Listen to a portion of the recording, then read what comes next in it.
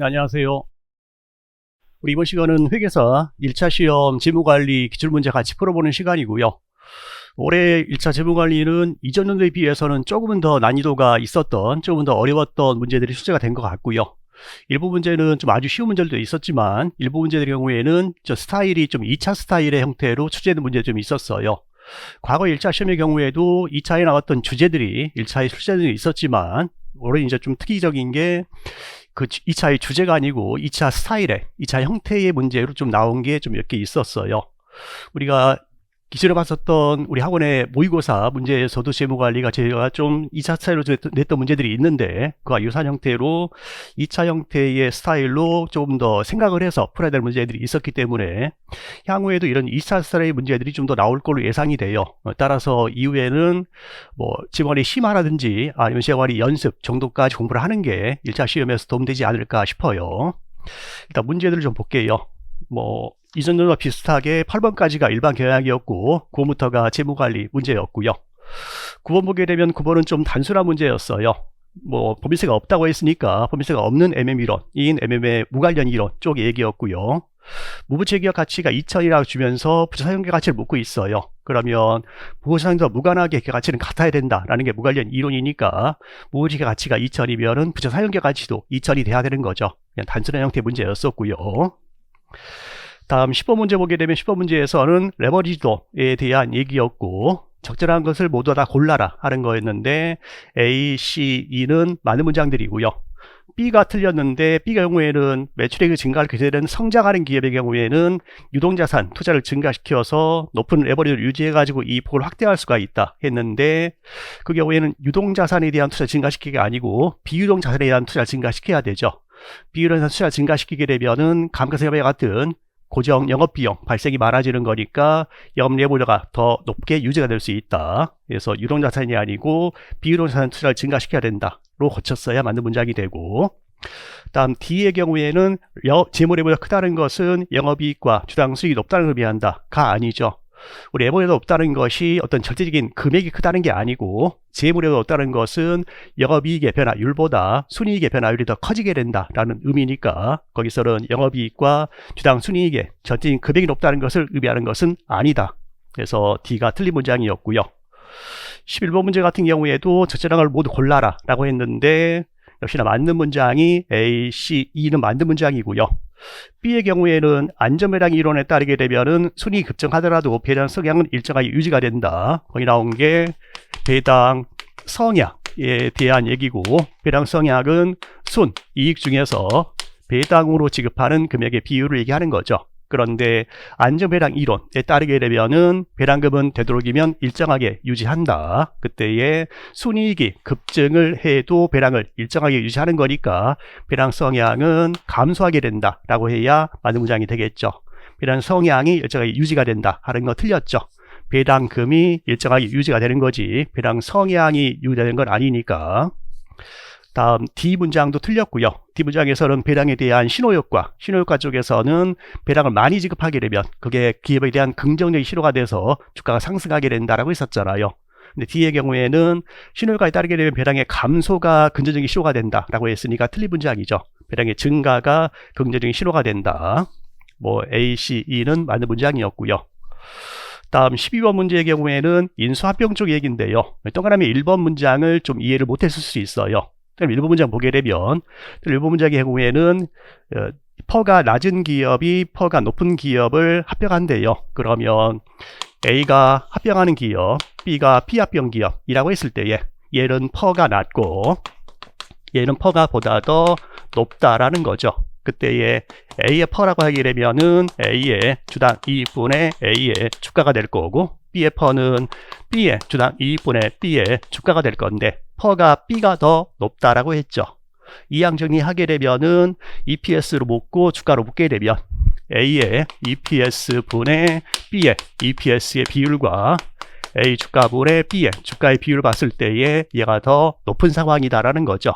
그리고 추가로 묻고 있는 게 시너지가 없는 경우에 A와 B의 주당 이익이 어떻게 되느냐 하고 묻고 있는 거니까 주당 이익이라는 문제라서 이쪽에서 시너지 효과가 없다는 것은 순이익의 증가가 없다라는 거죠. 이렇게 순이익 증가가 없었을 때에는 주식 교환비율 결정할 때에 M&A 전에 주당 이익 기준으로 결정을 하게 되면 A와 B의 주가의 변동이 없게, 주가 A와 B의 주당 이익의 변동이 없게 된다였었잖아요. 그래서 A의 EPS 분의 B의 EPS의 비율대로 해서 주식 교환비 결정하게 되면은 A 입장에서는 EPS A보다 M&A 후의 EPS가 같아지게 될 거고, B의 EPS하고 M&A 후의 EPS 중에서 B에게 비슷되는 몫이 같아지게 될 건데, 이런 EPS 기준이 아니고 거기서는 주가 기준이다라고 했어요. 주식교환 비율을 얘보다 보다 큰 주가의 비율대로 해서 결정할 거다라고 했어요. 이 주식교환 비율이 보다 더 높게 결정이 되게 되면 B에게 교부해주는 주식수가 커지는 거니까 그때의 A의 EPS는 기존보다 감소하게 될 거고, B 몫의 EPS는 기존보다 증가하게 되는 거죠. 그래서 거기 써있는 1번 문장이 맞는 문장이 되는 거였고요. 다음 이번에 나온 얘기는, 이번에서는 인수기업이 인수가 지급할 때에 주식 교환 방식이 좋은 거냐 현금 지급 방식이 좋은 거냐 하는 건데, 뭐 시장이 완전하다 했을 때에는 현금 지급하든 주식 교부하든 차이가 없게 된다. 다만 시장이 불안전해서 뭔가 기업에 대한 긍정적인 정보가 아직 반영되지 않았다 했을 때에는, 긍정적으로 반영되지 않으면 뭔가 숨겨져 있는 좋은 게 있는 거니까 그때는 현금 지급이 보다 더 유리하게 될 거고, 기업에 대한 부정적인 정보가 반영되지 않았다고 했을 때는 안 좋은 게 있는 거니까 주식 교환 방식이 보다 더 유리하게 될 거다, A 입장에서. 근데 거기서는 그냥 단순하게 주식 지급이 현금 지급보다 유리하다라고 했으니까 틀린 문장이 되는 거고요. 뭐 3번, 4번, 5번은 다 맞는 문장들 읽어보면 될 것 같아요.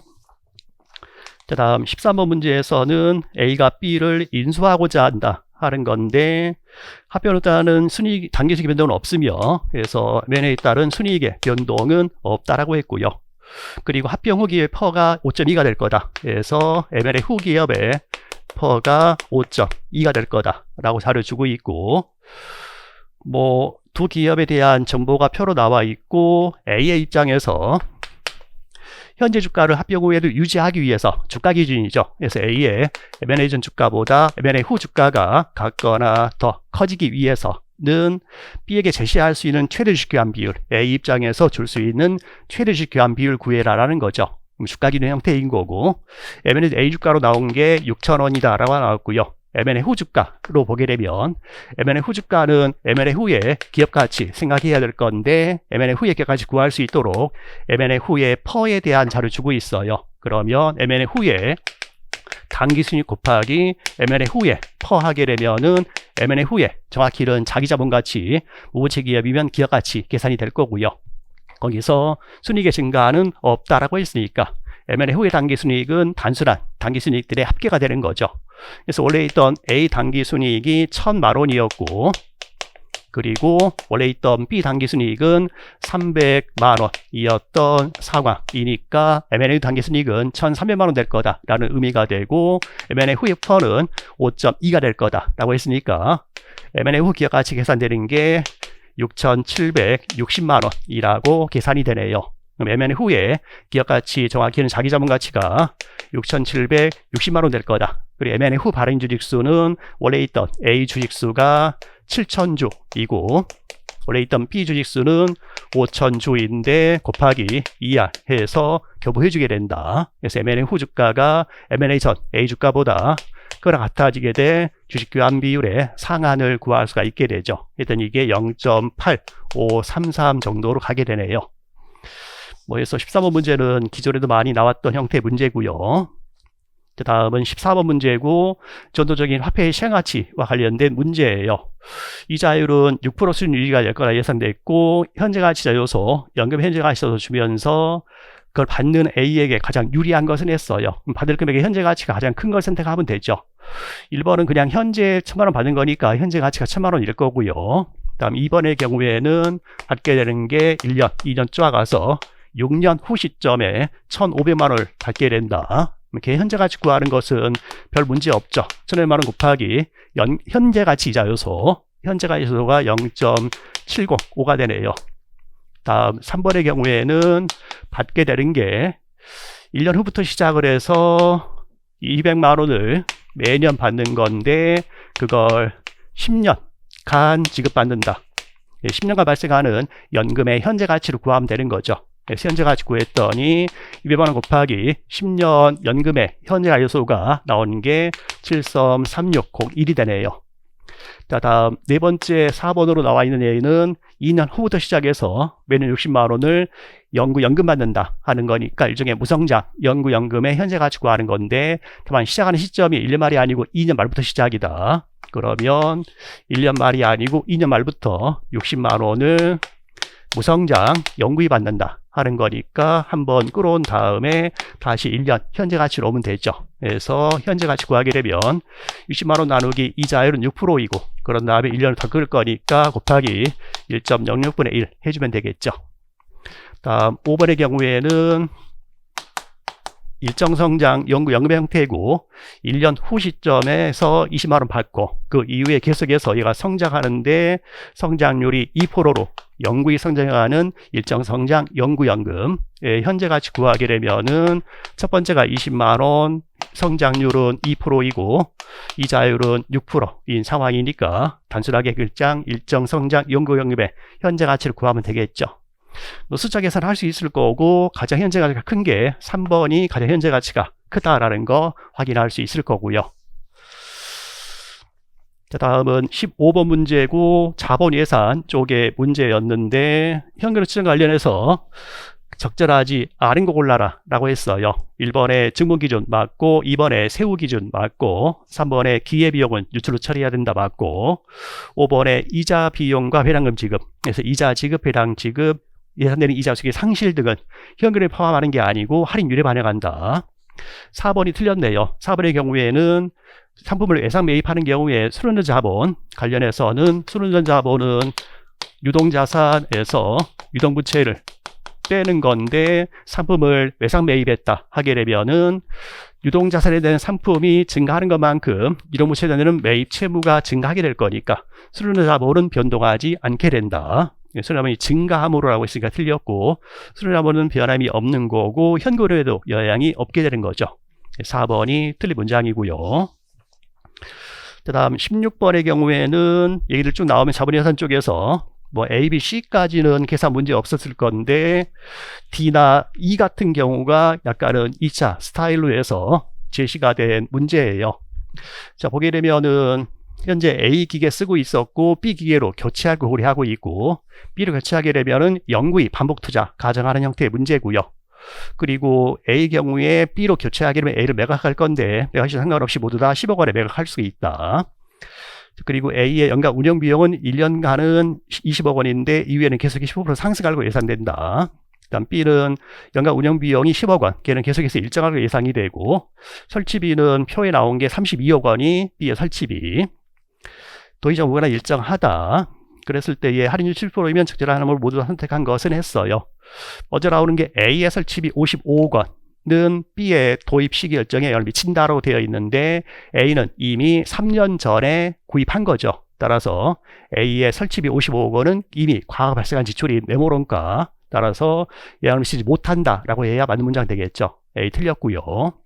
다음 B의 경우에는 B의 내용연수 동안 발생된 총 비용 현재 가치, 뭐 걔는 단순하게 우리가 비용 쪽을 비교하는 거니까 비용으로 보게 되면 B의 경우에는 발생될 비용이 내용연수는 B가 내용연수가 3년짜리이고요. 자, 그리고 발생된 비용이 처음에 설치해야 되고 비용을 플러스로 쓸게요. 처음 설치할 때에 32억 원이 나가야 될 거고 비용이니까 플러스.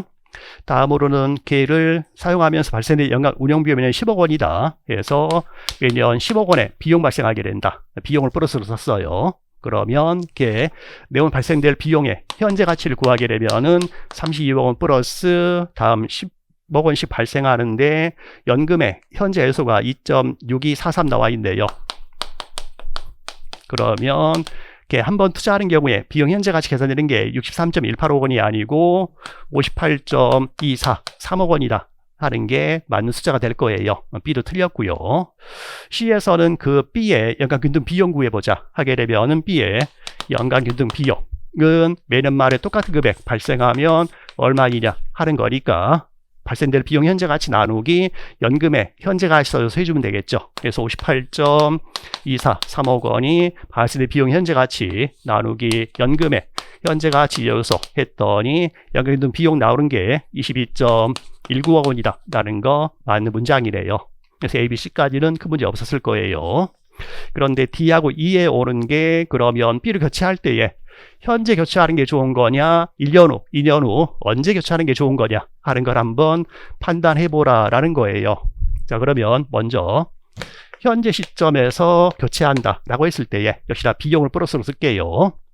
A가 있을 거고 B가 있을 건데 현재가 있고 1년 후, 2년 후, 3년 후 그때에 현재 교체하게 되면 B를 지금 산다는 얘기고 지금 사게 되면 발생될 비용들은 이렇게 발생할 건데 이후에 계속해서 무한히 반복 투자 가정하는 거니까 그 발생될 비용은 매년 말에 얘가 발생하는 것과 같은 거다. 그러면 1년 말에 22.19억 원, 22.19억 원, 22.19억 원 이후에 계속해서 반복 투자. 그리고 B를 교체했으니까 A는 현재 시점에서 처분하게 될 거고 처분하게 되면 처분 가액이 10억 원 유입될 거다. 비용을 플러스 쓰니까 처분에 유입되는 금액을 제가 마이너스로 쓸게요. 비용을 플러스 유입을 마이너스로 쓸게요. 그러면 지금은 걔를 처분하면서 10억 원에 처분될 거니까 돈 들어오면 비용으로는 마이너스. 그러면 발생될 무성장 영구히 반복 투자하는 경우에 발생될 그 비용의 현재 가치 구한다 하게 되면은 지금 들어오는 10억 원은 비용으로는 마이너스 플러스 계속해서 22.19억 원의 비용이 발생하게 될 거고 할인율은 7%다 라고 했으니까 발생될 비용의 현재 가치가 307억 원 정도로 계산이 되래요. 자, 그게 아니고 만약에 1년 후 시점에 교체한다 하게 되면 현재가 아니고 1년 후에 교체하겠다고 했고 A와 B에서 발생될 비용을 보게 되면 1년 후 시점에 교체하는 거니까 1년 후에 교체하게 되면은 발생될 비용 B의 비용은 매년 말에 22.19억 원이 발생하는 것과 같은 거다. 자, 그리고 B를 교체하는데 1년 후에 교체하는 거니까 A를 1년간 사용을 하겠다는 얘기고 1년간 사용하게 되면은 A의 연간 운용비용 1년 후에 20억 원이 발생을 하게 될 거다. 그리고 1년에 교체하는 거니까 A를 여기서 처분할 거다. 처분하면 10억 원 들어올 거다. 자, 그게 들어오는 거니까 비용으로는 마이너스 10억 원이라고 할 수 있겠죠. 발생될 비용의 현재 가치 구하게 되면은 1년 후 시점에 처분해서 10억 원 들어오는 건 비용으로 마이너스 A의 운용비용 1년치가 20억 원. 자, 그리고 발생될 B의 영업균등 비용들의 여기 1년 말 시점의 가치가 22.19억 원 나누기 0.07 해서 나오는 게 1년 말 시점이니까 다시 1년을 더 끌어야 비용의 현재 가치가 되겠죠. 자, 이게 1년 후 시점에 교체하는 경우 발생될 비용들의 현재 가치 해서 나오는 게 305.61억 원이라고 계산이 되네요.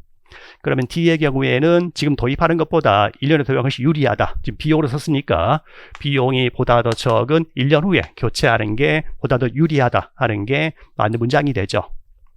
자, 이까지 가면 2에서는 그 1년 후하고 2년 후 시점을 한번 비교를 해보자라는 거예요. 2년 후에 교체하게 되면 1년 후, 2년 후, 3년 후, 4년으로 갈 거고 A가 있을 거고 B가 있을 거고 교체하는 게 2년 말 시점에서 교체한다라고 했어요. B에 발생될 비용은 다시 1년 뒤부터 22.19억 원이 계속해서 발생하는 것 같은 거고 다만 A는 2년간 쓰는 거니까 2년간의 비용이 발생하겠죠.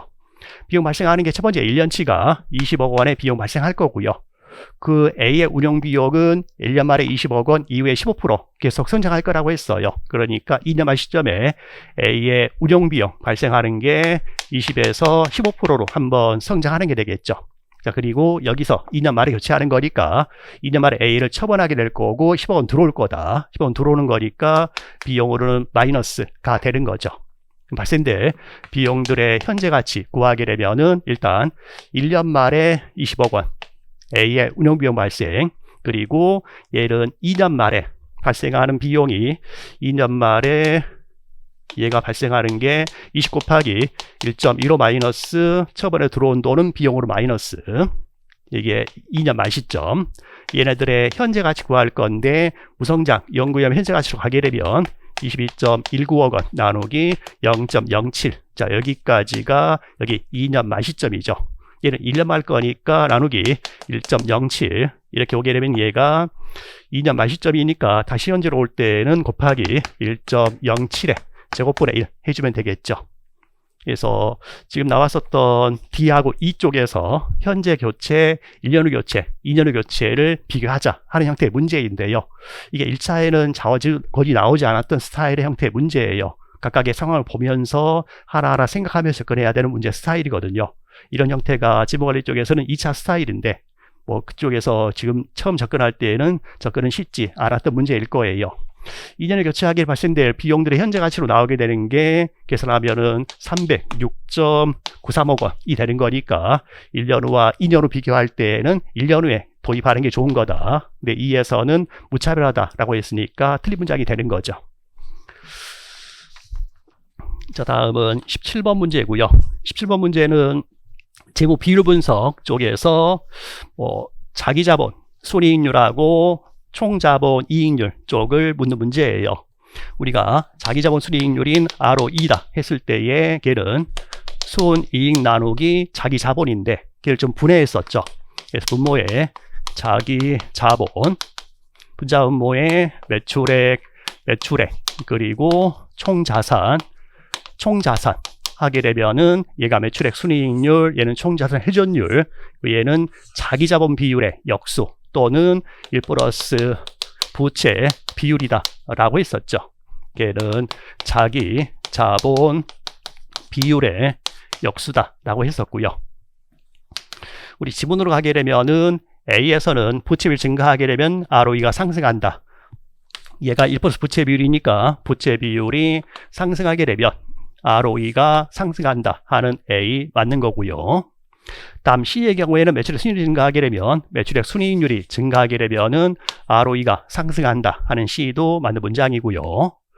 다음 D의 경우는 총자산 회전이 증가하는 ROE는 준지 않는다고 했는데 총자산 회전율이 얘고 걔가 상승하게 되면은 ROE가 상승하게 된다 했는데 영향 주지 않는다고 했으니까 이 D가 틀린 문장이 되죠. 다음 B는 조금 애매한 문장이긴 한데 틀린 문장은 틀린 문장이에요. 자, 보게 되면은 자기자본 비율이 증가할 때에 ROA는 하락한다. 그래서 ROA에 대한 얘기인데 ROE가 거기 나오기에 총자산 이익률이다라고 했어요. 뭐 작년엔가 지작년엔가 2차 원가회계 쪽에서 한번 문제가 됐던 사항인데요. ROA가 총자산, 에셋이니까 총자산 리턴 온 에셋, 총자산 이익률인데 정확히 표현해 준다면 이게 총자산 영업이익률인지 아니면 총자산 순이익률인지를 말해줘야 정확한 표현이 될 거예요. 그래서 단순하게 ROA 이래버리면은 총자산 영업이익률일 수도 있고 총자산 순이익률일 수도 있고, 만약 여기에서 얘가 총자산 순이익률이다 라고 하게 되면은 이 부분이 총자산 순이익률이 되는 거죠. 그 총자산 순이익률의 경우에는 자기자본 비율이 증가하면 해도 총자산 순이익률에는 영향이 없는 거죠. 영향이 없다. 하락한다고 했으니까 틀린 문장. 혹시나 이걸 총자산 영업이익률로 해석한다고 했을 때는 총자산분의 영업이익으로 가게 되면 걔가 총자산 영업이익률이 되는데 이때의 자기자본 비율과 총자산 금액 상관없을 거고 영업이익 금액도 상관이 없는 거죠. 그래서 얘를 총자산 영업이익률을 봤을 때에도 자기자본 비율의 증가는 총자산 영업이익률에 영향을 미치지 않게 되는 거죠.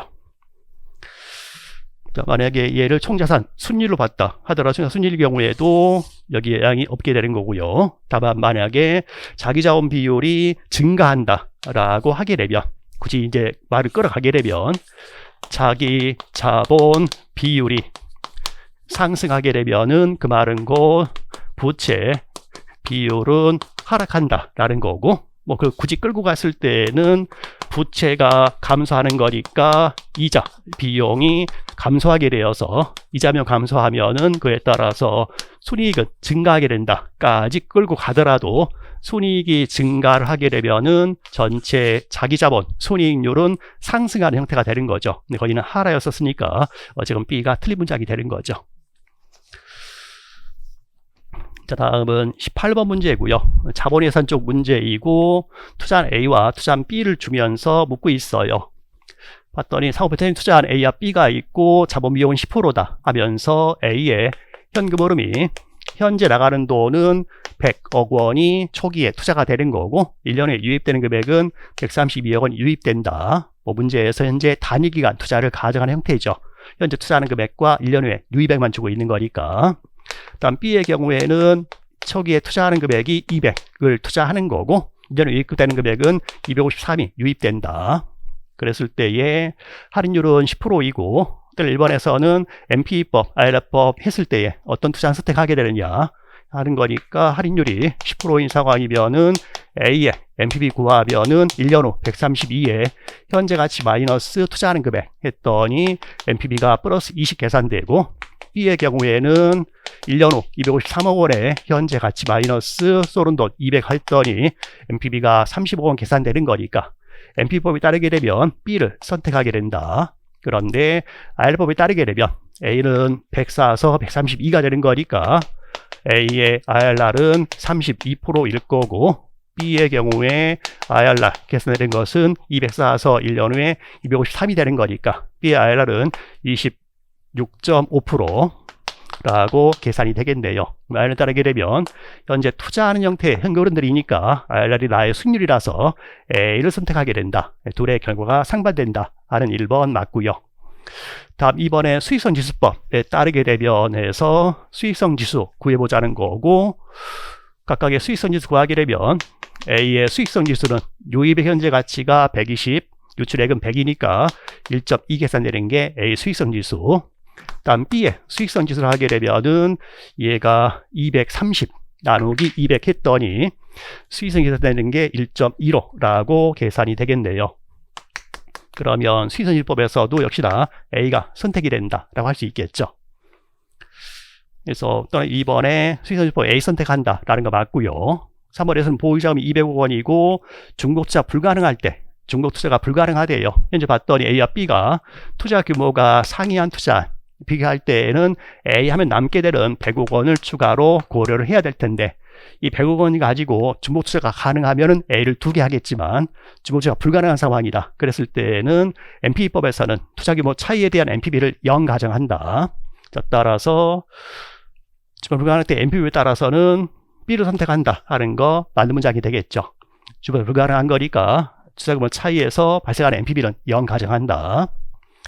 다음 4번에서 보유자금이 200억 원일 때에 가림평균 수익률법이 따르게 되면 A 선택한다. 그래서 B는 어차피 200억 원 쏘는 거니까 문제가 없고 A의 경우에는 100억 원이 투자되는데 100억 원이 남게 된다. 근데 가림평균 수익률법에서는 투자규모 차이에 대해서 수익성 지수를 1로 가정한다. 그러니까 가림평균 수익성 지수 A 하는 경우 A는 전체 200 중에서 A를 쏘는 100은 수익성 지수가 1.2고 200 중에 남는 돈 100은 수익성 지수가 1 가정하는 거니까 나오게 되는 수익성 지수가 1.1이다 라고 계산이 되겠네요. 그래서 그러한 경우에 A 선택한다 하는 건데 B가 수익성 1.2로 A의 가면 수익수가 1.1이 되는 거니까 B를 선택한다 라고 해야 맞는 문장이 되겠죠. 4번이 틀렸네요. 다음 5번에서는 증분 MP법, 증분 IR법에 따르게 되면 했는데 증분으로 접근하자라는 거죠. A와 B의 차이나는 현금을 가지고 접근하자. 의사결정하기 쉬운 게 처음에 돈 나가고 나중에 돈 들어오는 게 의사결정이 쉬운 거니까 B-A로 접근할게요. B-A로 접근을 하는 증분연금입니다. 했을 때는 현재가 있고 1년 후가 있고 B-A니까 여기서 얘를 빼게 되면 마이너스 100이 될 거고 B-A로 접근하게 되면은 남게 되는 게 121이 추가로 들어온다. 그래서 B 하지 않고 A 하게 되면 A 하지 않고 B 하게 되면 처음에는 100이 더 나가고 1년 후에는 121이 더 들어오게 된다. 그랬을 때의 증분 MPB를 구하자. B-A의 증분 MPB 구하게 되면은 마이너스 100 플러스 121 나누기 할인 10%니까 증분 MPB가 15로 계산되고 0보다 크니까 좋은 거다. 그게 A 하지 않고 B 하는 게 좋은 거다. 그래서 B를 선택하는 의사결정이 될 거고 다음 B-A라는 증무연금으로의 내부 수익률을 구하게 되면 내부 수익률은 21% 계산이 될 거고, 이는 비교하는 게 자본비용, 기회비용 10%가 비교하는 거고 더 큰 상황인데, 투자하는 대응금이니까 나의 수익률이 높은 거니까 좋은 거다. A 하지 않고 B 하는 게 좋은 거다. 라고 의사결정이 이루어지는 거죠. 그래서 지금 NPV 접근하든 IR 접근하든 모두 다 B 선택하게 된다 하는 거 맞는 문장이 되죠. 그 다음 19번 문제고, 19번 문제는 일종의 CFM 쪽에서 나오게 되는 토빈의 분리정리 쪽의 얘기네요. 그래서 효율적인 투자선, 곧 이쪽에서는 CML은 투자자의 주관적인 위험 회피 정도와는 무관하게 결정이 되고, 다만 시멘선상의 포트폴리오 중에서 어떤 게 최적이냐 하는 것은 주관적인 EMP 정도에 따라 달라지게 된다. 일단 1번에서는 EMP 성향에 따라서 최적 포트폴리오의 구성 종목이 달라지게 된다 했는데, 최적적인 투자 포트폴리오는 결국은 CML 상에 있는 포트폴리오가 되는 거고, 걔는 구성되는 게 일부는 무위험 자산, 일부는 시장 포트폴리오에 투자해서 구성이 된다. 이 시장 포트폴리오 구성은 세상에 있는 모든 위험 자산들을 시장가치 비율대로 포함하게 된다. 그랬을 때 구성 종목이 달라진다 하는 건 아니죠. 사람에 따라서 투자하는 비율은 달라질 수 있지만 모두 다 구성하는 게 위험 자산과 시장 포트폴리오, 물론 이 안에 있는 모든 위험 자산들에 나누어 투자하는 거니까 구성 종목은 달라지는 게 아니죠. 구성 비율은 달라질 수 있지만 구성 종목은 달라지는 게 아니다. 다음에 또 2번에서는 접점 포트폴리오는 투자자의 효용함수와는 무관하게 결정이 되죠. 객관적인 시장 정보에 따라 결정이 된다. 그래서 원래 포트폴리오에 있었던 마코이치의 효율적 투자선이 있었을 거고, 무위험 자산이 들어오니까 나오는 게 접점 포트폴리오. 그 접점 포트폴리오는 객관적인 시장 기준에 따라 결정이 되는 거지, 투자자의 위험을 싫어하는 정도와는 무관하다. 거기는 투자자의 효용함수라고 했으니까 틀린 문장 되는 거고요. 다음 3번에서는 투자자의 회피 성향이 낮아질수록 더 위험한 접점 포트폴리오를 하게 된다. 접점 포트폴리오는 그냥 유일하다, 더 위험한 접점 포트폴리오, 덜 위험한 접점 포트폴리오라는 건 없는 거죠. 다만 접점 포트폴리오는 유일하게 결정되니까 틀린 문장이 되고요. 다만 투자자들의 위험을 싫어하는 정도에 따라서 위험 많이 싫어하는 투자자는 이러한 포트폴리오, 위험을 덜 싫어하는 투자자는 이러한 포트폴리오를 투자하게 된다 하는 건 달라질 수 있지만, 그때는 접점 포트폴리오는 달라지지 않는다. 또한 문장상으로도 위험 회피 성향이 낮아진다 하는 것은 위험을 덜 싫어하게 된다, 더 위험한 한다 하는 걸 만약에 접점 포트폴리오를 예로 쓰겠으면 맞을 수 있지만, 우리 말하는 접점 포트폴리오는 예를 얘기하는 거고, 걔는 갑이든 을이든 상관없이 동일한 접점 포트폴리오인 거죠. 다음 4번에서는 위험 생각 상관없이 전종사 투자 비중은 동일하다 하는 게 틀렸죠. 위험을 많이 싫어하는 애는 무위험 자산에 더 투자할 거고, 접점 포트폴리오에 덜 투자할 거고, 위험을 덜 싫어하는 애는 접점 포트폴리오에 더 투자할 거다. 투자하는 비중이 동일하다 했으니까 틀린 문장이죠. 다음 5번에서는 시장의 무위험이 상승하게 되면 최저 포트폴리오 내의 개별 위험 자산의 구성비도 변화한다. 정확히 표현했을 때는 지금 무위험 이자율이 변동한다 라고 하게 되면, 무위험 이자율이 이렇게 상승을 한 상황이라고 했을 때는 점점 포트폴리오 자체가 달라지죠. 얘가 그대로 있었을 때는 점점 포트폴리오 자체가 얘로 달라지게 된다. 그러면서 점점 포트폴리오를 구성하는 개별 자산의 구성 비율조차도 달라지는 거죠. 그래서 무위험이 상승하게 되면 최저 포트폴리오 내에서의 개별 위험 자산의 구성비도 변화한다 하는 건 맞는 문장이 되겠죠. 그래서 5번이 맞는 문장이고요.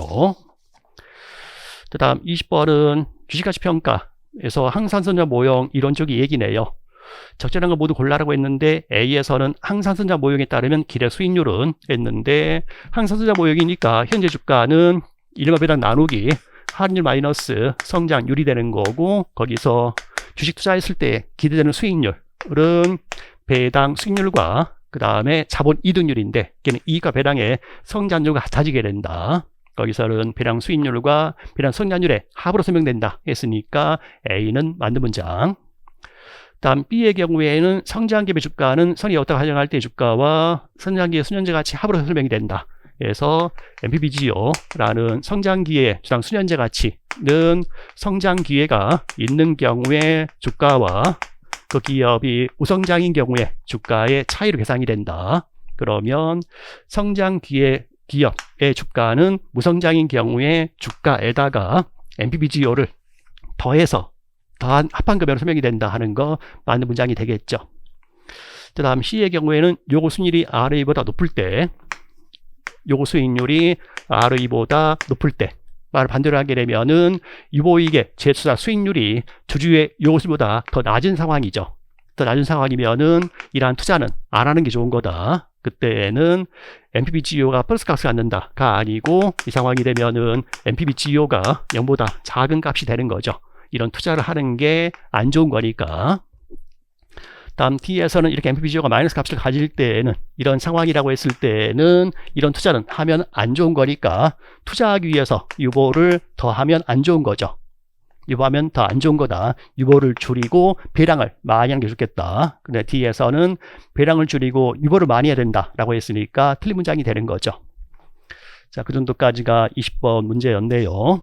그럼 이제 21번 문제 할 차례고요. 21번 문제는 포트폴리오 이론 중에서 MVP 쪽에 얘기가 되겠네요. 봤더니 투자 비중 가장 큰 것부터 나열한 것은 했어요. A 나오는 게 상관계수가 0.3인 A와 B, 기대 수익률하고 필면차가 동일하대요. 그러면 A의 기대 수익률과 B의 기대 수익률이 동일하고 필면차도 동일한 상황이다 였을 때에 위에 해피진 투자자가 구성하는 취주 포트폴리오에서의 A의 투자 비중, 우리 그림 그렸을 때는 필면차 기대율 쪽에서 현재 A와 B가 같은 점에 있다라는 거죠. 우리 둘 간에 상관계수 나온 게 0.3이다 라고 나왔으면은 플러스 1도 아니고 마이너스 1도 아니다. 그때는 구성된 포트폴리오들은 이러한 선상에 놓이게 될 거고, 그때는 어차피 기대율이 동일한 거니까 위험이 가장 작은 애가 최저적인 포트폴리오, 다시 말하면은 MVP가 최저적인 포트폴리오가 되는 거죠. 그걸 구성하기 위한 A 투자 비율인데, 초점되는 부분은 둘의 필면차가 동일하다 하는 게 초점이죠. 동일했을 때는 MVP 구성을 위한 A와 B에 대한 투자 비율은 각각 절반씩이다 라고 했었죠. 그래서 A 투자 비율이 0.5다 하는 게 A고요. B 경우에는 둘의 상관계수가 0일 때에 A와 B의 상관계수가 0이다 라는 얘기는 공분산도 0이다 라는 얘기가 될 거고요. A, B의 필면차 나와 있었고, 추가로 구성된 포트폴리오에서 개별 자산의 전체 위험에 기여하는 비중을 동일하게 가져가자 할 경우, 그때는 둘로 구성된 포트폴리오의 위험은 분산 쪽을 얘기하는 거고요. 그게 우리가 개별 자산의 포트폴리오 위험에 대한 공헌도를 얘기했을 때는 WA 곱하기 시그마 AP하고 WB 곱하기 시그마 BP로 구성이 되는데, 거기서 얘네들은 공헌도, 기여 도이고, 그 문장에 나와 있는 것은 비중이라고 했으니까 공헌 비율, 기여 비율 얘기하는 거죠. 공헌 비율, 기여 비율은 얘로 나누면 되는 거니까 시그마 P의 제곱으로 나누게 되면 얘네들이 결국은 포트폴리오의 전체 위험인 분산에 대한 개별 자산들의 공헌 비율 혹은 기여 비율이 되겠죠. 비중. 그걸 같게 가져가겠다라고 했어요. 어차피 분모는 같은 거니까 얘랑 얘가 같아지게 되면은 그 비중이 같아지는 거죠. 자, 그런데 얘는 결국은 WA제곱 곱하기 WA제곱 시그마 A제곱 플러스 한 개의 WA, WB, 시그마 AP가 될 거예요. 근데 거기서 공분산은 0이라고 했으니까 결국 얘 남게 되는 게 WA제곱 곱하기 시그마 A제곱이 남게 될 거고, 마찬가지로 얘 남게 되는 게 WB의 제곱 곱하기 시그마 B의 제곱이 남게 되겠죠. 공분산은 0이니까 그게 같아져야 된다. 자, 그러기 위한 A 투자비율 구해라라는 거예요. 그때 A의 필면차는 20%, B는 5%라고 나와 있어요. 그러면 얘가 다시 썼을 때에는 WA 제곱 곱하기 0.2의 제곱하고 WB의 제곱 곱하기 0.05의 제곱이 같아져야 된다. 얘랑 얘를 계산하게 되면은 그 값이 16 나오네요. 16 나오니까 WA 곱하기 4의 제곱하고 WB가 같아져야 된다. WB의 제곱이 같아져야 된다. 자, 거기서 우리 문제에서는 공매 가능 여부가 안 나와 있는 상황이에요. 만약 공매가 안 된다라고 했을 때는 WA 곱하기 4가 WB와 같아져야 된다. 그게 결국은 1-WA와 같은 거니까 얘랑 얘 같아져야 된다 해서 A 투자 비율이 20%다 라고 계산될 거고요. 공매가 가능했으면 부호가 바뀔 거니까 WA 곱하기 4가 마이너스 WB와 같아져야 된다. 그게 결국은 WA-1이 될 거니까 얘랑 얘가 같아져야 된다 쪽에서 그때는 WA로 나오는 게 마이너스 0.3333이라고 계산이 되겠네요.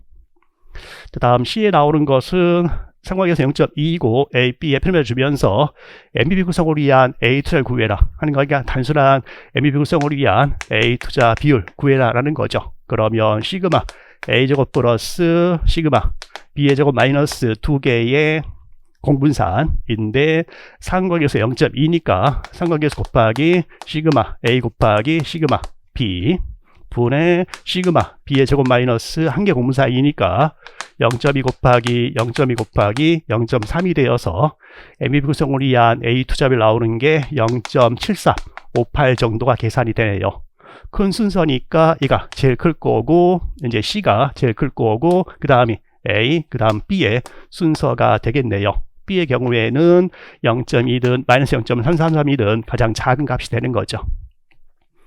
그래서 현재 이 문제 같은 경우에는 A, C는 큰 문제는 없었을 거고 B 쪽에서 B 구할 때에 약간은 2차 스타일의 형태로 문제가 좀 나온 형태의 문제가 되게요. 자, 그 다음은 22번 문제고요. 22번은 좀 단순한 문제고 현재 위험 자산은 A, B, C 세 가지뿐이다. 거기서 알 수 있는 게 시장 포트폴리오가 A, B, C로 구성될 거고 구성한 비율은 각각의 시장 가치, 시가총액 비율로 구성이 될 거다. 그래서 현재 나와 있는 위험 자산은 A, B, C 뿐이고 구성 비율이 시가총액 비율인 20%, 30%, 50% 구성이 될 거다. 각각에 대한 기대 수익률이 나와 있는 게 12%하고 10%하고 8% 나와 있게 되면 결국은 시장 포트폴리오가 A, B, C의 이 구성 비율로 구성이 될 거니까 거기서 우리는 시장 포트폴리오의 기대 수익률을 구할 수가 있게 되죠. 곱한 다음에 다 더하면 되잖아요. 시장 수익률이 나오게 되는 게 9.4%라고 계산이 되고요. 요거 사항은 A의 베타를 구해라. 무위험이자도 주면서 그때는 SMA식을 이용할 수 있겠죠. SMA 이용했을 때의 A의 기대 수익률은 12%인 상황인데 SMA에 따르게 되면은 무위험이자율은 4% 플러스 ERM 구한 게 12% 마이너스 RF 곱하기 A의 베타로 계산이 되는 거잖아요. 거기서 우리가 A 베타를 구할 수가 있고 그 A의 베타 값으로 나오는 게 1.4815라고 계산이 되네요. 그래서 A, B, C 가지고서 시장 포트폴리오에 기준을 구한 다음에 SMA식에 집어넣어서 A의 베타를 구할 수가 있겠다. 다음 23번 문제는 시장 모형 쪽의 얘기고요. 시장 모형 쪽에서 현재 A의 분산, 시장 포트폴리오의 분산 그리고 둘 간의 상관계 쓰고 있어요. 그러면 A의 분산, 시장 포트폴리오의 분산 나와 있는 게 0.09하고 0.04로 나와 있는 거니까 편입변차는 30%하고 20% 될 거고요. 둘 간의 상관계수로 했어요. 얘는 둘 간의 상관계수니까 로 AM 주고 있는 게 0.6으로 주고 있는 상황이죠. 자, 그 상황에서 A의 비체계적 위험, 곧 A의 잔자 분산하고 결정계수 구해라. 결정계수로 하게 되면 결정계수는 얘가 있는 거니까 결정계수는 로 AM의 제곱으로 구해서 0.36이다 하는 거 바로 구할 수 있을 거예요. 자, 그리고 A의 비체계적 위험이니까 A의 잔자 분산 구하러 가게 되면은 총 위험에서 체계적 위험을 빼면 되는 거죠. 그래서 A 베타 시그마 M 제곱 플러스 시그마 n 제곱이 체계적 위험이니까 A의 총 위험인 시그마 A 제곱에서 체계적 위험인 베타 A 제곱 곱하기 시그마 M 제곱을 빼면 되겠죠. 역시 얘 나와 있는 게 0.09라고 나와 있고 얘 나와 있는 게 0.04 나와 있는 거니까 A 베타만 들어와 주면 되죠. A 베타 구할 때에 상관계수가 있는 거니까 A의 베타라고 하게 되면은 시그마 M 20% 분의 시그마 A 30% 곱하기 로 AM 0.6 들어오게 되면은 A의 베타 구할 수 있고 A 베타가 0.9라고 계산이 되는 거니까 비체계적 위험인 잔차 분산 구하는 게 0.0576까지 갈 수 있겠죠.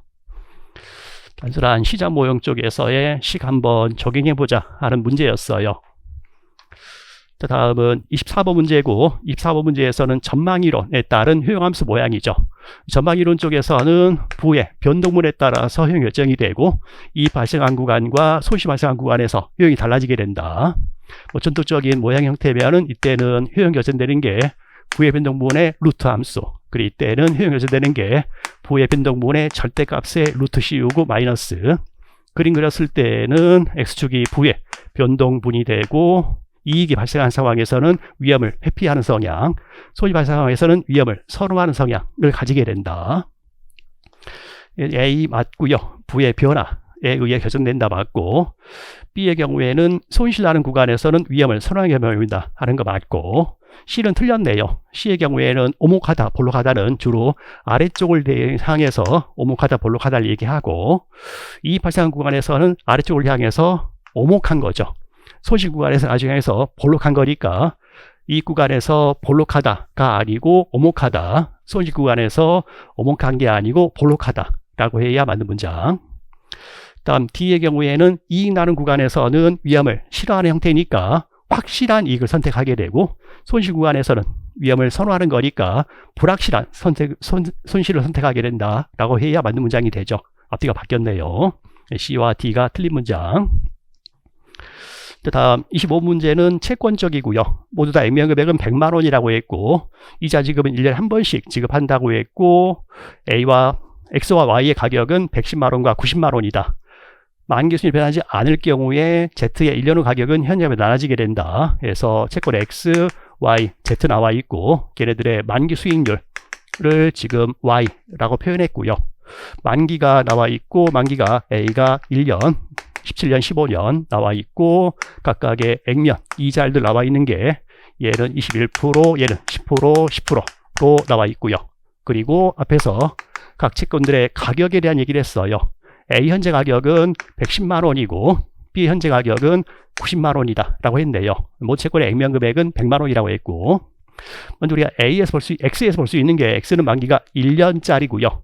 1년에 한 번 이자 지급하는 채권이에요. 그러면 X의 경우에는 만기가 1년짜리고요. 액면 금액은 100만 원, 1년 후인 만기 지급할 거고, 액면 이자율 21%니까 21원에 이자도 지급할 거다. 그 채권의 현재 가격은 지금 110인 상황이니까 X의 YTM은 바로 구할 수 있겠네요. 그래서 X의 YTM 계산되는 게 10%다 라고 바로 계산이 될 수 있을 거예요. 다음 Y쪽에서는 나와 있는 게 채권의 가격이 90만 원이다 라고 나와 있어요. 모든 채권 액면 금액은 100만 원인데 얘는 가격이 90만 원이니까 곧 Y는 할인 채권이다 라는 얘기가 되겠죠. 그러니까 할인 채권의 YTM은 액면 이자율보다 더 할인 채권이니까 이자를 덜 준다. 곧 액면이 낮은 거니까 얘는 10%보다는 보다 더 높은 YTM이 되겠네요. YTM보다 액면이 낮으니까 할인 채권이다. 다음 Z의 경우에는 위에 써있던 문장이 YTM이 변하지 않을 경우에 Z의 1년 후 가격은 현재보다 낮아지게 된다. 그 말은 곧 얘가 할증 채권이다 라는 얘기겠죠. 할증 채권은 시간이 경과하게 되면 가격이 점차, 시간만 경과했을 때 시간이 경과하면 가격이 점차 하락하게 될 거니까 얘는 할증 채권이다. 할증 채권의 YTM은 액면 이자율이 YTM보다 높을 거니까 Z의 YTM은 액면 10%보다는 더 낮은 상황이 되겠죠. 그래서 YTM의 크기 비교한다 했을 때는 얘가 가장 높을 거고, 그 다음이 X고 Z가 YTM이 가장 낮은 채권이 되겠죠. 그래서 3번이 답이 될 거고요. 그 다음 26번 문제는 영구채권에 대한 얘기고, 액면 금액이 100만 원이고 액면 이자율은 12%이며 이자 지급은 1년에 한 번씩이고, 그 영구채권 X만의 전액 투자함으로써 목표 시기가 16년인 목표 시기 면허를 수행할 수가 있다 하는 것은, 목표 시기 면허 전략에서는 목표하는 투자 기간과 채권의 두레이션을 일치시키자라는 거죠. 근데 그게 16년이다 라는 얘기니까 그 자료에서 현재 영구채권이고 그 영구채권 X의 두레이션이 16년이다 라는 것을 우리가 알 수 있는 거죠.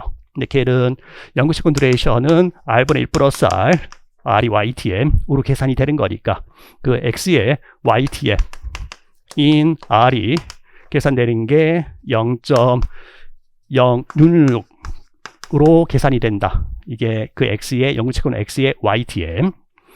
자, 그걸 두레이션을 구할 수 있고, 요구사항은 현재 가격을 찾아라는 것은 했네요. 현재 가격 구하려면 발생된 현금 흐름의 현재 가치 구해야 되는 거고, 현재 가격 구하려고 봤더니 매번 지급하는 이자가 1년마다 지급이고, 액면 금액이 100만 원이고 액면 이자율이 12%니까 이게 매년 지급하는 액면 이자, 그게 영구히 지급되는 거니까 YTM 6.67%로 현재 가치하게 되면 그 현재 가격이 180만 원이다 라는 것까지 계산할 수 있겠죠. 그래서 뭐 현재는 목표 시기면허 전략 형태로 얘기해 주는데 결국은 그 연구 채권의 두레이션 얘기해 주는 거고, 두레이션 계산에 들어있는 YTM을 구해서 채권의 현재 가격 구해보자 하는 형태의 문제예요. 다음은 27번 문제고, 적절한 거 골라라 라고 했는데, 또는 1번에 액면이 15%인 채권은 10%인 채권보다 재투자율이 더 작다. 그 경우에는 액면 이자율이 보다 높은 채권이면 액면 이자를 더 많이 준다. 문제 위에서 다른 조건은 동일하다고 했으니까, 그래서 액면을 많이 주게 되면은 재투자 이자가 많은 거니까 재투자 위험이 보다 더 커지게 되겠죠. 근데 1번은 더 작다고 했으니까 틀린 문장. 다음 2번의 경우에는 전환사치 얘기 나왔고요. 전환사치의 경우에는 전환권이 더 붙어 있다. 이 전환권이라는 옵션의 특성이 채권을 포기하고서 주식을 받을 수 있는 권리니까, 전환 가격이 주식을 매도하는 게 아니고 주식을 매입할 수 있는 콜 옵션을 포함하고 있다라고 해야 맞겠죠. 이 전환권이라는 것이 그 주식에 대한 콜 옵션의 성격인 거니까. 그래서 2번 틀렸고요. 3번 수익상환 사채는 일반 스박 가격이 높다 했는데, 채권자 입장에서는 수익상환 위험이라고 했어요. 이자율 하락했을 때에 음해보로성 갖게 된다. 가계보다 싸야 된다. 3번 틀렸고, 4번 사은 청구권이 있게 되면 그때는 이자 상승했을 때 보로성이 더 커지게 된다. 따라서 가격이 더 비싸야 된다. 그래서 3번, 4번 모두 다 틀렸네요. 다음 5번에 나오는 게 신용등급이 AA인 채권과 BBB인 채권 수익률 간의 차이가 함수로 예상될 때에, 그래서 등급이 AA 인 등급이 있고 BB, B인 등급이 있다 했을 때에는 얘가 신용도가 높은 거니까 걔는 이자율이 낮게 적용될 거고 얘는 이자 높게 적용될 거다. 그때 X축의 시간이 계속해서 흘러갈 때에 현재 시점에서는 AA 채권에 적용되는 이자율이 낮고 BBB 채권의 이자율이 높은 상황인데, 걔가 흘러가다가 둘의 차이가 점차 감소가 예상이 된다. 차이가 감소가 예상되는 상황이니까 BB 채권의 이자율은 상대적으로 하락할 게 예상이 되고 AA 등급의 채권은 상대적으로 이자율이 상승 예상된다. 그 말은 곧 BB 채권의 가격은 상대적으로 가격이 상승 예상, AA 채권은 가격이 상대적으로 하락이 예상되는 거니까 이 채권은 빨리 매도하고 이 채권은 빨리 매입하는 게 좋겠다 하는 전략을 세울 수 있는 거죠.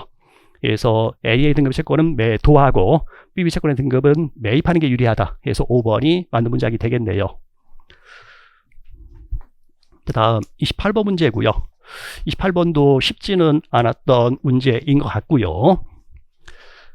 자, 보게 되면은 만개 길수록 힘이 높아진 이자율을 기관원칙 가져간다 했으니까 우상향하는 수익률 곡선을 가져가는 것은 R0보다 R 수가 높고 R3는 더 높은 상황이 되는 거죠. 우리 소문자 R로 썼어요. 우리 책에서는, 우리 문제에서는. 자, 그랬을 때에 가장 적절한 것은 했어요. 일단 또는 5번에서 나와 있는 것은 R0, 2하고 R0, 3 비교했을 때에 우상향 수익 곡선이니까 이래야 되는 거죠. 근데 거기서는 이렇게 되어 있으니까 5번은 틀린 문장이 되겠죠. 다음 또는 2번에 있는 얘기, 또는 2번의 경우에는 나와 있는 얘기가 forward rate to 3하고 R0, 3를 비교했을 때에 이게 적절한 거냐라고 묻고 있어요. 그때 우리가 우상향하는 수익률 곡선의 형태인 상황이에요. 이 기간에 이자율이 있을 거고 이 기간에 이자율, 이 기간에 이자율들이 있을 건데 2년 만기 해물 이자율은 얘네들의 일종의 기하 평균의 형태죠. R0, 2가 있을 거다. 근데 이 R0, 2보다는 R0, 3가 보다 더 높아지는 상황이 우상향 수익률 곡선이라는 얘기죠. 자, 그랬을 때에 얘가 더 높아지는 우상향 수익률 곡선이 되려면 얘네들의 기하 평균, 얘네들의 기하 평균인데 거기에다가 얘가 추가로 들어와서 얘가 더 높아지는 상황이니까 기존의 평균보다는 한계값이 더 커져야만 얘가 더 높아지는 거죠. 그래서 얘보다는 얘가 더 높아져야 된다. 그래서 이게 맞는 문장이다 라고 할 수 있겠죠. 그래서 기존에 쓰던 R0, 2에다가 얘가 더 들어와서 얘가 되는 거고 그게 더 높아져야 되니까 기존의 평균값보다는 추가 들어오는 한계값이 더 커져야 얘가 더 높아지게 된다. 그래서 2번은 맞는 문장. 다음 1번에 있는 얘기가 R0, 3하고 forward rate 1, 2 간의 관계인데요. 이때 우상향 수익 곡선이었을 때에 이 둘 간의 관계는 일정 관계가 없어요. 이럴 수도 있고 같을 수도 있고 다를 수도 있고 다음 4번의 경우에 나와 있던 얘기가 Y03 3년만기 이표 채권의 YTM하고 R02를 비교하자 하는 건데요. 우상향수 곡선이었을 때에 얘는 현물이자율들의 복잡한 가중 평균, 얘는 비교했을 때 둘 간의 관계가 클 수도 있고 작을 수도 있고 특별한 관계 없어요. 다음으로 동그라미 3번에 있던 얘기가 3번에서는 Y03 3년만기 이표 채권의 YTM하고 포워드 레이트 2, 3 간의 관계를 묻고 있어요. 이래야 되느냐 하고 묻고 있는 건데요. 자, 그때에 이 3년만기 이표 채권의 YTM이라고 하게 되면 그 이표 채권의 YTM은 우리가 복잡한 현물이자율들의 가중 평균이다. R01과 R02, R03들의 복잡한 가중 평균 개념이 적용되는 게 이표 채권의 YTM이죠. 근데 얘네가 현재 우상향하는 수익률 곡선의 형태예요. 자, 따라서 우리가 얘랑 얘를 비교한다라고 했을 때에 3년만기 이표 채권의 YTM과 3년만기 현물이자율 관계 비교하게 되면은 올라가는 이 이자들의 가중 평균이 얘니까 얘는 얘보다는 더 낮아야 될 거예요. 더 낮아야 될 거다. 자, 그리고 앞에서 했던 얘기 중에서 얘가 있었죠. 얘를 비교하게 되면은 선도 이자율 포워드 레이트 2, 3가 얘보다 높아야 된다. 그래서 포워드 레이트 2, 3가 얘보다 높아야 된다 했던 게 동그라미 2번에 있던 얘기죠. 그러면 현재 우리 문제에서 요구하는 것은 얘랑 얘를 비교해보자 라는 거죠. 그때는 높은 게 아니고 얘가 더 낮아야 된다. 자, 따라서 아까 있었던 높아야 된다, 이게 틀린 문장이다 라고 할 수 있는 거죠. 그래서 28번 쉽지는 않았던 문제인 것 같고요. 다음 29번은 선물에 대한 얘기고요. 선물 한 계약이 기초자산 얘기 나와 있고, 투자자 A가 52,000원에 100계약을 매도했다. 선물을 매도한 사람의 손익 구해봐라 하는 거고요. 52,000원에 처음에 선물을 매도를 했는데, 자, 그 중에서 X계약은 48,000원에 반대 매매했고, 잔여 계약은 만기에 53,000원에 현금 정산했다. 그때에 얻게 되는 총 이익이 25만원이면 X 계약 수는 몇 개이냐라고 묻고 있어요. 그러면 선물 매도자의 손익이고요. 매도자의 경우에는 매도자의 손익으로 하게 되면 걔는 F0 받고 팔기로 했는데 나중에 만기 전에 청산하게 되면은 F 스몰 t에 청산하는 거고, 만기까지 가게 되면은 ST에 청산을 하게 되는 거죠. 자, 그때에 걔가 52,000원에 매도했는데, 자, 먼저 그 다음날 청산한 게 48,000원에 반대 매매했다 하면 48,000원에 반대 매매했고, 그게 X계약. 자, 그리고 나머지 계약 100계약 중에서 나머지 계약에 대해서는 만기에 이렇게 청산했다 하는 거고, 52,000원에 매도했는데 만기에는 53,000원에 끝난 상황이 되는 거죠. 근데 이런 전체 손익이 25만원이 되었다라고 하는 거고, 거기 들어갈 X 구해라 하는 거래요. 문제를 풀 수 있을 거고, X 나오면 그게 70계약이다 라고까지 계산이 되겠네요. 초점은 선물 매도자의 만기 이전 손익과 만기 시점 손익을 알고 있느냐라고 묻고 있는 문제인 거죠. 다음은 30번 문제고요. 30번의 경우에는 이전 문제와 달리 옵션 쪽에서 기초자산, 주식에서 만기 전에 현금 배당이 지급되는 케이스예요. 그 경우에 적절한 모두 골라라라고 했고요. 먼저 A에 풋옵션에 해당하시는 음액값을 가질 수가 있다. 풋옵션 시간 가치는 배당이 있든 없든 상관없이 풋옵션 가치는 마이너스가 될 수 있다. 그래서 A 맞는 문장이고요. B의 경우는 콜옵션의 시간 가치인데, 콜 시간 가치는 현금 배당이 없으면은 콜의 시간 가치는 항상 플러스 값이다. 그런데 현금 배당이 있게 되면 미국식 콜옵션이 만기 전에 조기 행사 가능성이 있다라고 했죠. 따라 배당이 있으면 콜옵션 가치도 마이너스가 될 수 있는 거죠. 만기 전에 조기 행사 될 수 있는 거니까. 현금 배당이 있는 케이스니까 콜의 시간 가치가 음의 값을 가질 수도 있다. 1차에 처음 나오는 문장이에요. 쉽지 않았을 거예요. 다음 C에 나온 얘기가 배당이 있는 경우에 풋골 등가식 쪽의 얘기인데요. 원래 풋골 등가식은 S0 플러스 P0 마이너스 C0가 행사 가격의 무위험 이자율로의 현재 가치와 같아야 된다라는 게 유럽식 옵션에 적용되는 풋골 등가식이었다. 근데 그때는 배당은 고려하지 않았던 케이스고요. 거기에 배당의 지급 시점과 지급되는 금액이 나왔을 때 풋골 등가식으로 가게 되면, 그때는 기초 자산의 현재 가격에서 발생될 배당의 현재 가치를 차감한게 들어가 줘야 된다 하는 게 배당을 고려하는 경우에 풋골 등가식이 되는 거죠. 근데 거기서는 현재 이 배당의 현재 가치를 D라고 표현했는데, 그 D를 차감하는 게 왼쪽이 아니고 오른쪽에서 차감하고 있네요. 거기 써놓은 식은. 그래서 C가 틀린 문장이 되는 거죠. 이제 오른쪽에서 쓸 때에는 플러스 배당이 현재 가치가 됐어야 될 거예요. 그래서 C가 틀린 문장이 되는 거고요. 다음 31번 문제 옵션 쪽에서의 이항 모형의 형태네요. 봤더니 무배당 주식이니까 배당 고려할 필요가 없는 거고 1년 후에는 주가가 3만원 아니면 2만원 선언될 거다. 그래서 원래 있던 현재 그냥 가격에서 1년 후에 주가가 3만원 아니면 2만 1,000원이 될 거다. 그리고 행사 가격이 2만 7천원인 콜옵션이 있고 그 콜옵션은 그러면 1년 후에는 3,000원 아니면 0이 되는 거죠. 그 콜옵션의 현재 가격이 1,700원이다 라고 주고 있고요. 무혐의자율은 5%다 라고 주면서 기초자산의 현재 가격은 얼마인 거냐라고 묻고 있어요. 우리 원래는 주가를 주면서 콜 가격을 물었었던 건데 보통 묻는 문제가 얘는 콜을 주면서 주가를 묻고 있어요. 어차피 다만 여기에 적용되는 위험중립 확률은 동일할 거예요. 따라 우리가 원래는 여기서 위험중립 확률을 구해서 얘를 구했었는데 이번에는 그냥 여기서 위험중립 확률을 구해서 얘를 구하자라는 형태가 되는 거죠. 그러면 현재 콜 가격이 1,700원이고 걔는 3,000이 될 위험중립 확률 0은 의미 없고 R 플러스 무위험이자율 5% 하게 되면 거기서 위험중립 확률을 구할 수가 있죠. 나오는 위험중립 확률이 0.595다라고 계산이 될 거예요. 그러면 주가 현재 주가는 3만이 될 위험중립 확률이 0.595 플러스 2만 1,000원짜리 위험중립 확률은 0.405 나는 1 플러스 무위험이자율 5% 하게 되면은 현재 주가도 구할 수가 있겠죠. 나온 주가가 25,100원이다까지 갈 수 있겠네요. 그 다음 32번 문제도 수압 쪽의 문제인데 쉽지는 않았을 것 같고요. 보게 되면은 기업 X, Y, Z가 있는데 걔네들이 수압 계약을 맺는다면 맺은 수압 계약이 먼저 통화 수압으로 에서는 원화 5%의 이자 아니면 달러 6%의 이자를 교환하는 수압계 맺을 수 있다. 그렇지 않으면은 이자율 수압, 금리 수압 쪽으로 해서 한국 무이표 무염 지표 금리, 뭐 코포 금리라고 얘기를 해요.